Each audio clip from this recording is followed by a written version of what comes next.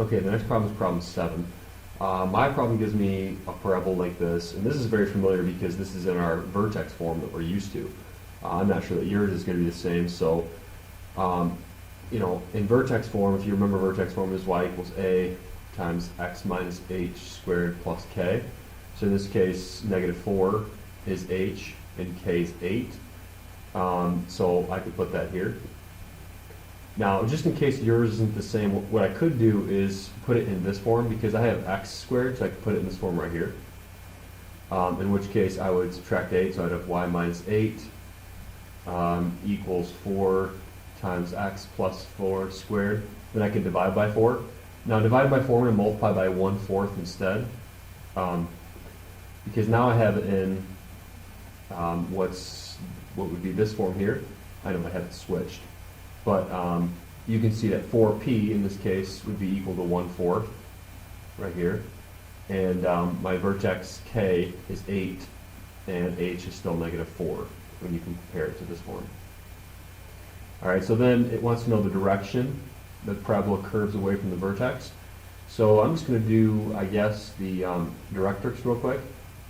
The directrix is the line y equals k, which is 8, minus p. And now p, if I compare, like I said, 4p equals 1/4. So I could divide both sides by 4 here, which is 1/16. So you're subtracting 1/16, which is, basically 7 and some change. So what that looks like when you go to graph it is the vertex is at -4, 8, which is like way up here. Then we know this thing opens up based on the original equation for me, but with the directrix is a little bit less than 8. So that means that the parabola has to open away from the directrix, so it would open up. And so yours, you can use this information basically here to determine which way your parabola is going to open. Okay, the next problem gives us the vertex and the focus. Wants to find an equation for x. So I like to draw a quick sketch of this real quick. Vertex is 0, 0. Focus is at 7, 0. Which means that the parabola opens right or left like this. We know where the directrix would be too. So we're dealing with this column here where it opens right or left. So I'm going to write this equation out. H and k is the vertex, which is 0 in this case, so I just have y squared equals 4px minus 0, which is x. So p is the distance that we go from the vertex to the focus, which is 7 in this case, so I can plug in 7. If you don't know that, what you can do is take what we know for the focus, which is the focus is h plus p comma k, and set it equal to what they gave us for the focus, which is 7, 0. And you can find p that way, because you know h and k are 0, 0, so you have p0 equals 7, 0, in which case p is 7. So there's different ways to find what p is, but it's 7 in this case, which is y squared equals 28x.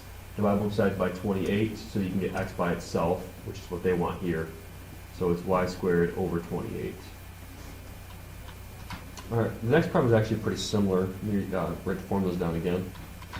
When I go to graph this, the focus is at 9, 0, and the directrix is at -9. So what the parabola looks like then is just like I had my last one, opens right or left. So we're dealing with this formula again. H and k are both 0, 0, so it's y squared equals 4p times x. And once again, p in this case is 9, distance from the vertex to the focus. Or you can use the directrix equation right here with the directrix equation, knowing that x equals -9, but it also equals h minus p, they say. So, and h is 0, so that means that p must be 9. So plug that in, you get y squared equals 9 times 4, 36x, but they want it solved for x, so it's y squared over 36.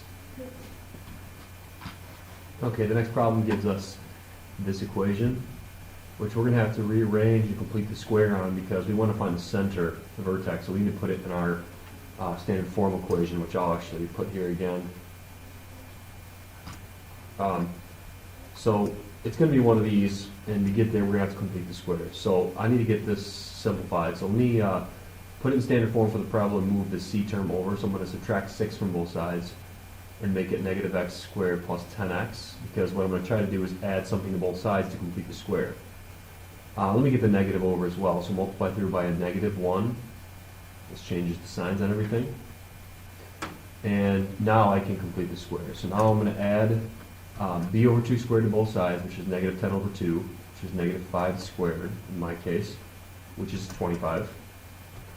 This turns into negative y plus 31 equals, this is a perfect square trinomial, x minus 5 squared. And so I have this equation right here. So let me get it, let me switch it. I'll make it x minus 5 squared equals, and then I'm going to factor out -1 to make this y minus 31, so that I have it to look exactly like this. And then from there you can see that h and k, my h and k is 531 if you just compare it, which goes right here. Alright, next problem gives us a graph here, and it wants us to write this equation here. So we need to find the vertex first, which is h and k. In this case, it looks like it's 4, -2 for me. So there's my h and k. Got that part answered. In fact, I can start writing this equation. Y minus the -2 is y plus 2 equals a times x minus 4. Now I need to find a, and the only way I'm going to be able to do that is, from what I can tell, because I don't know where the focus and directrix are, I don't know anything else, but I do know that it goes through this point here, which looks like 6, 0. So what I'm going to do is plug that in for x and y. So plug in 0 for y, you get 2 squared equals a times plug in 6 for x. 6 minus 4 is 2. And that way I can solve for a. So divide both sides by 2, you get 4 equals 2a. A must be 2. And so there's my answers. 2, h is 4, k is -2 for me. And that also completes this equation right here, if I go ahead and plug in 2. The next problem is the same thing. The vertex in this one is 3, 3, so we have a different equation here. And I need to pick another point, so I'm going to pick this point right here, which is 1, -1. Looks like it goes through the point 1, -1. I'm going to go ahead and plug this in. X minus k, in this case is 3 squared equals a times y minus 3. And I'm going to go ahead and plug in the point 1, -1. So 1 goes in for x. Gives me -4 squared equals a times -4. This gives me 16 equals -4a, so a equals -4. I can go ahead and plug that in right here, and that's my answer for a, and I also have h and k. Alright, I hope this helps.